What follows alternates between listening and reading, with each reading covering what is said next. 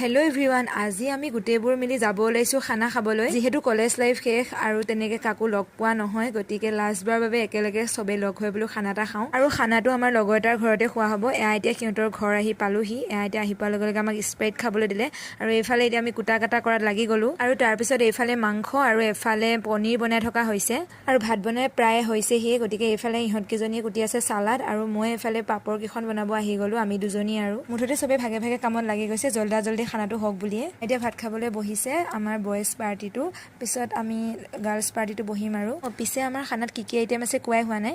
খানাত আছে ভাত, দাইল, কণীৰ, পনীৰ, মাংস, পাপৰ, চালাড, আচাৰ, এনেকৈয়ে আৰু তাৰপিছত ভাত চাত খাই মেলি ল'লোঁ। তাৰপিছত লগৰটোৱে সিহঁতৰ গাঁৱৰ এটা ধুনীয়া জেগালৈ আমাক ফুৰাবলৈ লৈ গ'ল।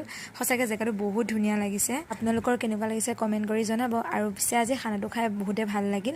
আৰু ইয়াত দেখিছেনে আমাৰ অৱস্থা কি হৈছে। বাৰু যি কি নহওক, আজিলৈ ভিডিঅ'টো ইমানেই।